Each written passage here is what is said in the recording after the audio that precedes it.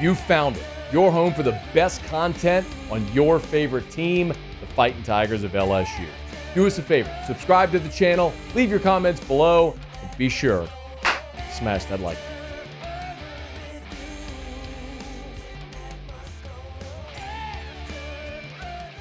So LSU added another member to its number one transfer portal class over the weekend. Texas A&M transfer tight end Donovan Green picked the Tigers. I love this addition. It's one of those that initially when Green went in the portal and LSU was pursuing him, my initial reaction was to hand wave and say, oh, why would he come here? You already signed Bauer Sharp from Oklahoma. Sharp has 1 year left. He's a senior.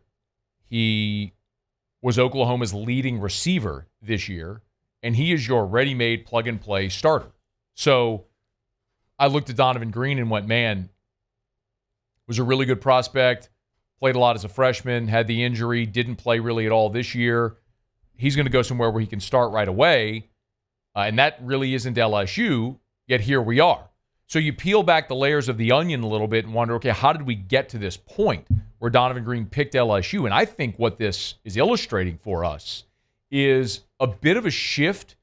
Not necessarily maybe it's a shift, but I think how Austin Thomas and Brian Kelly are constructing the roster, it's malleable, right? This is a changing landscape, and they're trying to find the perfect balance of high school and portal, and then not just portal, but portal additions with multiple years. I'll elaborate what I mean a bit more in just a second, but first, a bit about Donovan Green for those that don't know. So Donovan Green, when he was coming out of the state of Texas in the class of 2022, was a composite 4-star. He was the number 5 tight end in the country, and he was the number 105 overall player. So you're talking about a guy, 6'5", 265, just bordering on the top 100 overall nationally. He was an Under Armour All-American. So you're talking about like a legit prospect. This wasn't like a project player. This was a ready-made dude, 6'5", 265, come in and contribute. And he did. As a true freshman at A&M, caught 22 balls. Played in 10 games, started 4 times as a true freshman. So going into 2023, he's expected to have a bigger role. Tears his ACL in fall camp. Bummer, misses the whole 2023 season. Jimbo gets fired, new staff comes in, and he really just didn't have a role on this team. He played in 7 games, didn't record a statistic. Most of that was actually just special teams reps. So he hits the portal, looking for a new destination, and ultimately now lands at LSU in a portal class that already includes Bauer Sharp. So that had me looking and going, all right, well, why? And what does this say? I look at 2025 first and foremost, and I go, all right, there is something here that does resonate. LSU in this season was something Brian Kelly has shown pretty regularly is that he does prefer to use 2 tight end sets. So much so that if you remember, we saw LSU this year in a year where they were thin at tight end, but what they would do, of course, is they would put a tight end jersey on Bo Bordelon, who's an offensive lineman, but they put a tight end jersey on him so that way he could be an attached tight end, basically an extra blocker. And Bordelon played 182 snaps this year. Now, 73 of those were special teams, but everything else was effectively him playing in this tight end role, right, as an offensive lineman, as a tight end. So the point being, when you look at next year, you're losing the greatest pass-catching tight end in the history of your program in Mason Taylor. Mason Taylor! So Bauer Sharp's coming in, and he's playing that role. Sharp had almost 50 catches this past year, was Oklahoma's leading pass catcher. I mean, he is plug-and-play for Taylor. But Trey'Dez Green is the only other tight end you have on scholarship, and then, of course, J.D. LaFleur, the freshman, coming in. So if you're looking at who could be the other tight end, well, either you bulk up Trey'Dez Green, he gets much better blocking, or you ask a freshman to do it in J.D. Florida. He may be capable. We'll see. Or you go get Donovan Green. So Donovan Green at 6'5", 265 is capable of being the inline blocker that you had Bordelon, the role you had Bordelon play this year. But he's also athletically gifted enough to help you in the passing game as well.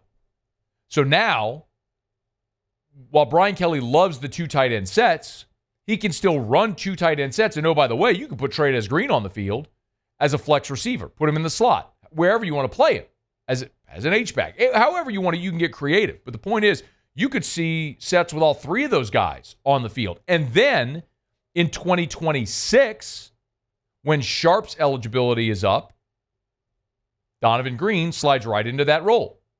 So I think what we're seeing here is as each season goes by and we learn more about how you're going to construct a roster in this NIL portal era, I think everybody went in with their certain approach. And as each year has passed, you've seen amendments to that approach based on the result. It's like if you're focusing a lens, maybe this is an analogy that only makes sense for people who do media, but maybe you'll understand this. Like if you're focusing a lens, you'll turn the lens to try to get as sharp a focus as you possibly can. And sometimes you go into focus and out of focus until you settle right on the exact spot. And so I look at this and I go, okay, Brian Kelly came to LSU with a very clear intention. He had to sign a lot of portal guys initially to make up numbers because the roster was thin.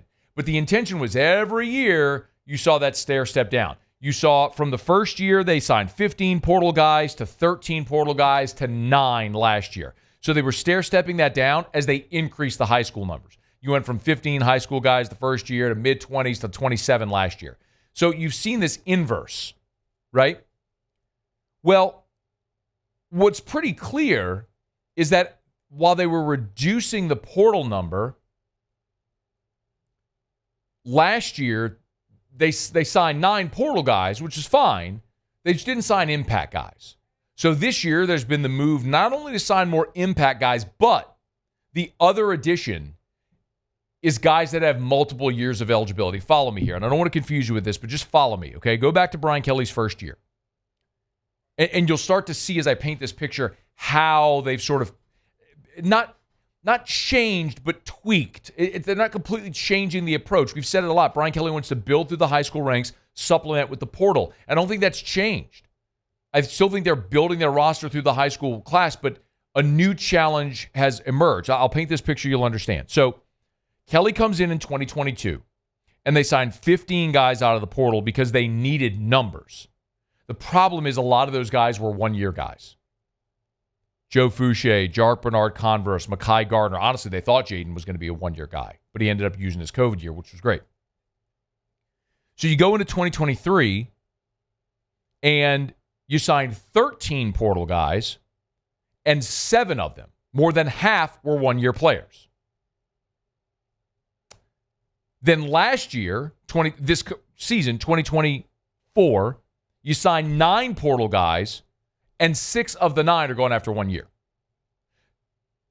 Meanwhile, as you're building through the high school ranks, remember that's the idea, build through the high school classes, supplement with the portal. Okay. What have we seen happen every year? A quarter of everybody's roster is in the transfer portal, which means you sign a high school class. After 1 year, a quarter of that class is in the portal. After 2 years, half that class is gone. For example, you signed 27 players in the class of 2023. That was the class that had guys like Lance Hurd, Deshaun Womack, those guys. 15 of the 27 are gone. More than half of the signing class from last December of 23, December 22 going into the 23 season. More than half of that class is gone. So what you have here is you keep signing 27 guys out of the high school ranks. You keep building your numbers from the bottom, and you've got your veterans that stay, right? The guys like Will Campbell and Emory Jones and Garrett Dellinger and guys that have come in and have stuck around the program. Now it's Whit Weeks, it's Ashton Stamps, Look at Toviano is still hanging around. Look around the program and you can see the guys that have stayed, right? The problem is the middle, if that's a sandwich, right? The guys that have stayed are the top bun. The freshmen come in under the bottom. What about the middle? That's the problem because those are the guys you keep losing. So when you go to the portal now, you're not just getting the top layer guys. You're getting them for sure. As I've said, of the 15 guys that LSU's added in this portal class, I believe as of now, 7 of the 15 are plug-and-play starters.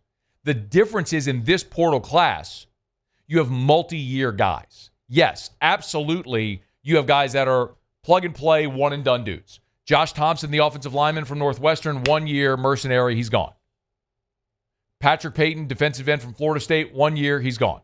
Jack Pyburns from Florida got 1 year of eligibility remaining. There is that, undeniably. There are the one-and-done guys that are coming in to help you immediately. But there's also guys like Nick Anderson who might hang around a couple of years. Maybe not, but maybe. There's guys like Michael Van Buren, the quarterback who's going to come sit for a year, but then in 2026 may very well be your starter. Bauer Sharp's a one-and-done, but then we're talking here about Donovan Green, who's got multiple years of eligibility. 2, possibly 3 if he gets a medical redshirt. Right now they're pursuing Tamarcus Cooley, the safety from NC State. He's a redshirt freshman. He's got 3 years of eligibility remaining. So you can see they're sort of splitting that number now. Half the class are plug-and-play 1-year mercenaries, but they're also supplementing with guys that are going to help you in 2025, but they're also going to help you in 2026. So you don't have this massive exodus from your roster again. I guess my biggest takeaway is I don't know what's going to work. I don't know. I don't think any of us do. I think as the sample size grows, we continue to look at evidence that we have of what is working, and then you try to copy that. Ohio State this year went out and got amazing impact guys in the portal. My goodness, Caleb Downs was awesome in that college football playoff semifinal. Quinshon Judkins from Ole Miss. I mean, they went and got amazing immediate impact guys. And they put together a roster that's very likely going to win a game a week from today and win a national championship. What does that leave them after? Don't know. Does it matter? Maybe not. If it's just a year-to-year proposition. Look at Florida State. Florida State went all in 2 years ago. They went 13-0, had a disappointing injury to Jordan Travis. They were left out of the playoff, and this year, the whole thing collapsed.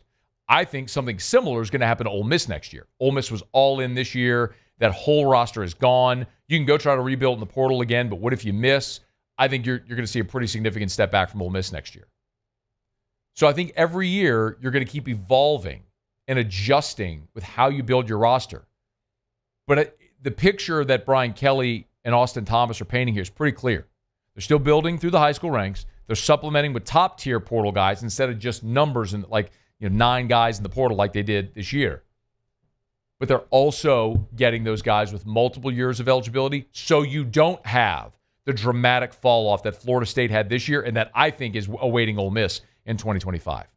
Donovan Green, the latest addition for LSU's number 1 transfer portal class. And they're not done, y'all. They're still going to add a safety, and they're still looking for offensive tackle help as well. Hey, thanks so much for watching. Please leave your comments. I love to interact, and be sure to hit the red subscribe button below.